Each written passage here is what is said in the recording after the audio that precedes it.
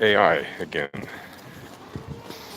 In this particular topic, to live and die in AI. But what do I mean by that? Gosh, I thought you said in the last video that AI is not going to replace all of us, and that we're not heading into a matrix of control by computers, and that we're not all going to be encapsulated in little egg-shaped things, goo, with tubes controlled to us that feed the machine. Right, well, that's true. That's what I think. I think we're not going to be controlled by the human eating machines. That said, it's also very possible that there will be a lot of unintended consequences. And I don't think that that's all bad. But as with any new technology, there will be unintended consequences, and there will be unexpected developments, and then more unintended consequences with the new technologies of artificial intelligence. And I actually think for the most part, they will be for the good. Why do I think that? Because I think most people are good. I think people are people around the world, and everybody wants good. Sure, some people are malicious or malevolent, and they intend bad things, at least from time to time, some more than others. But for the most part, by and large, most people are trying to be good. Now, does that differ from society to society in terms of what the definition of good means? Yeah, it sure does. But generally speaking, people want good. People want to have better qualities of life. People want to have longer lives. People want to have more successful lives. People want to have more convenient lives, easier lives. They don't want to work as hard, and they still want to make more. And really, none of those things are bad. It's not that people don't want to work at all. It's just that they don't want to do needless tasks that cause them pain and aggravation when it could be simplified and made easier by machines or other processes. Right? Thousands of years ago, people developed the tool you could stand on behind your ox to plow the fields. And that was far better than digging it all up by hand. And then came along, many years later, things like the wheel to make that process a smoother ride. And then came along, many years after that, the tractor to automate that process even more by having a machine instead of an ox, so you could cover more ground and not tire out your ox. And you could just have, use fuel to power your tractor to tractor your fields, whether to plow or to plant seed or to harvest. All these things could be done faster and better by having more and better technology. And there's no difference between that and having AI technology come along and automate even more processes that you have become accustomed to.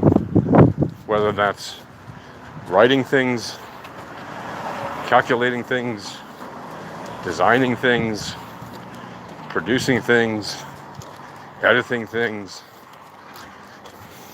engineering things, and yes, even farming things, and banking things, and medical things, and fitness things, and cooking things, and musical things, and you name it. There's no shortage of AI applications that we may benefit from in the near term and in the longer term. And we are now really at the brink of a very new age. And we stand here overlooking the world before us and just like 30 or 40 years ago, if you were in on the internet back then, you could see the world was about to change while everybody else was laughing at you, saying, this internet thing is a fad, and now they all use it, right? Same goes with AI. In another 5-10 years, people will be using it, and they already do, but people will be using it in ways they cannot even imagine today.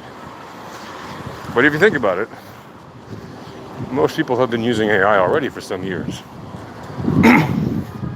Whether it's through, search, voice search, map searches, right? Looking for information has been powered by AI for a long time.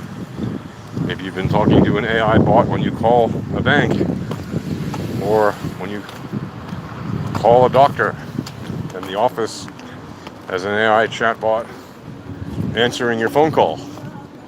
Maybe you make an appointment to your favorite car dealer, and they have an AI bot talking to you, making appointments with you to come test out the new vehicle, and you may not even be aware of it. And if you think I'm kidding, look at the latest from Tesla, or as a demo of a Tesla sales rep. Find that post was on LinkedIn not long ago. I might put it in the description of this video, I'm not sure, but most people aren't aware when they're talking with AI bots. Some of us are, because we can detect certain things with the intonations, the pauses between phrases, the pauses between the dialogue. But these are things that a lot of people do not notice already. And they will continue to notice them less and less as the technology becomes more and more sophisticated and less detectable by the average person, or even the sophisticated person. Which is why I say, as I said before, do not fear the tech, embrace it, lean into it, and use it to its fullest possible advantage that it gives you. And that means you have to learn about it and be aware of it so that you don't let it take advantage of you. But at the same time, you should be able to discern between the good and the bad.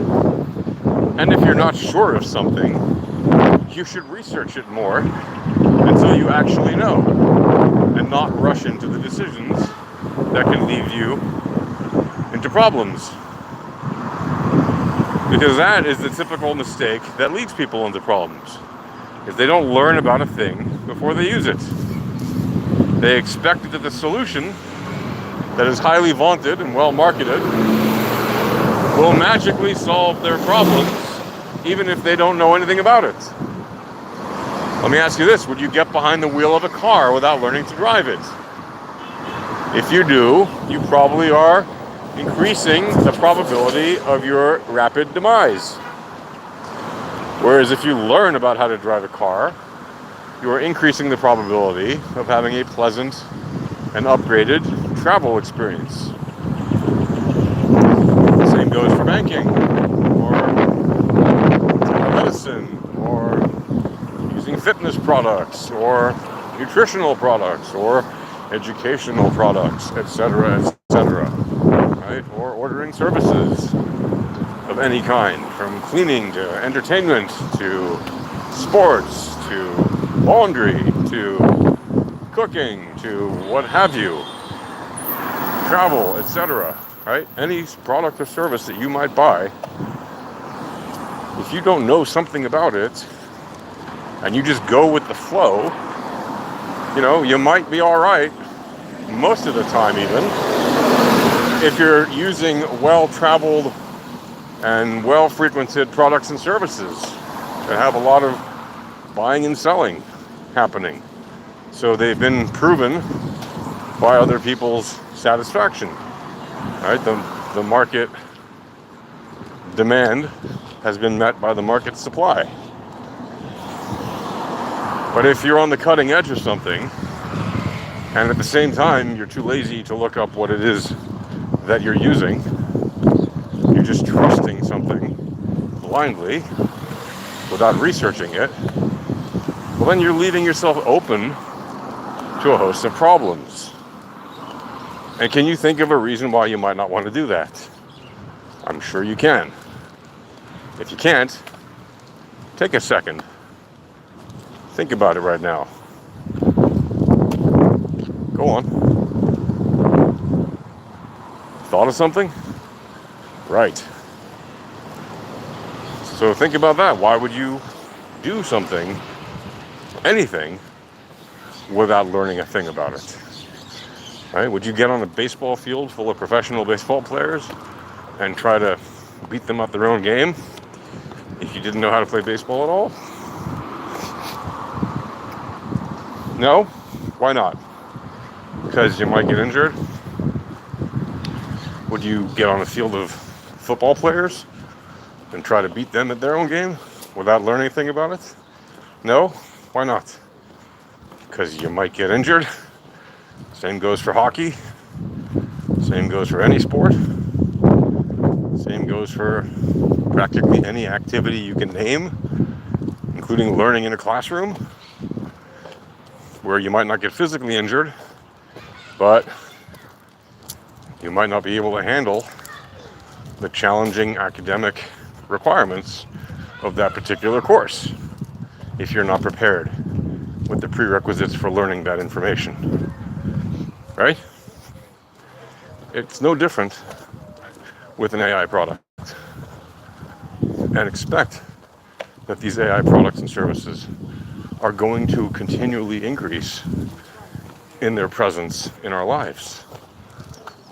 And whether that involves very mundane things, like just making appointments for things, which you're already probably doing, like I said, to more sophisticated things like creating financial instruments, even using financial instruments by AI, as I mentioned in other videos, things like cryptocurrencies that are powered by AI, or AIs that are powered by cryptocurrencies and blockchains, right?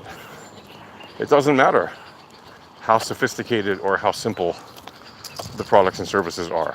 What matters is that you know something about it so that you can live your best life with the power of AI, enabling an even more convenient and a more optimized lifestyle and a higher quality of life for you and your loved ones and your friends and family and everybody else that you deal with, colleagues, etc.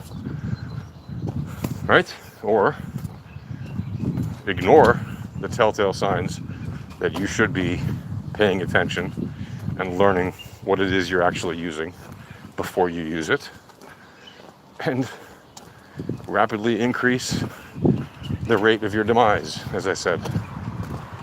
And nobody wants that, right?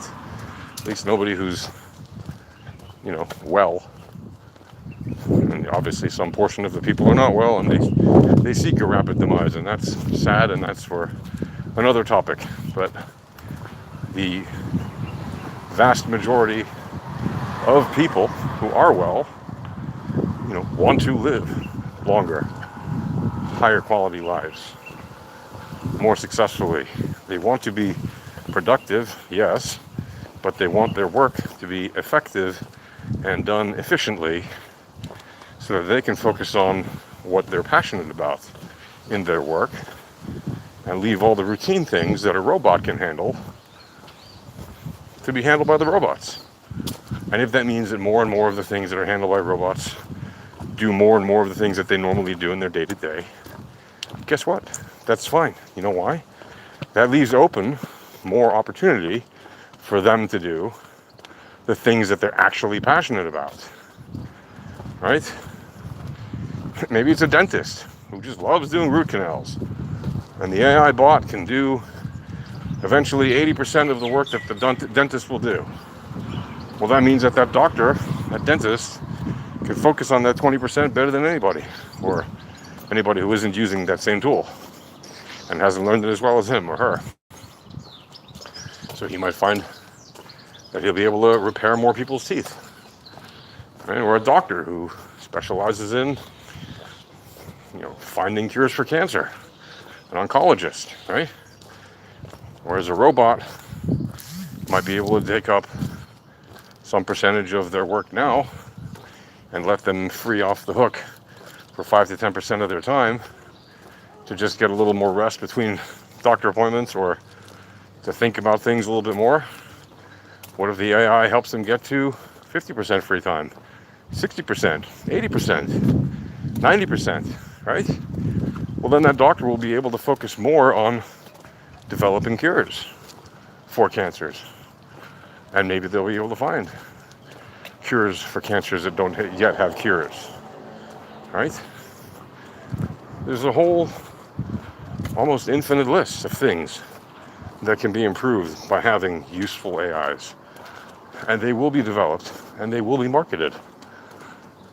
And frankly, that goes from the military, which often does the lead research in new technologies, all the way down to the consumer level, which often is the laggard and yet often makes the greatest advances on applications developed very often by things that were first discovered for the military. What's one famous example of that? The internet, right? The internet was obviously developed by DARPA, and that was a defense research program, and that program eventually commercialized the internet, enabling companies to get online beyond just the initial government and academic world. And once companies were able to get online and develop things for the internet, then that opened up an entire universe of things that could be developed and commercialized. And they were, and they still are. And those are good things. And none of them have caused the downfall of mankind. Some things have been developed, obviously, which were malicious.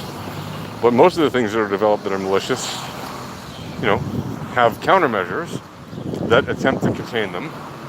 Some are more successful than others at containing those nefarious things. But the point is, those things have not caused the destruction of civilization. And nor is AI likely to do. So that's something for you to think about. In this world where we can all choose what we choose to do, and that includes whether or not you choose to live or die in AI. On that note, have a great day.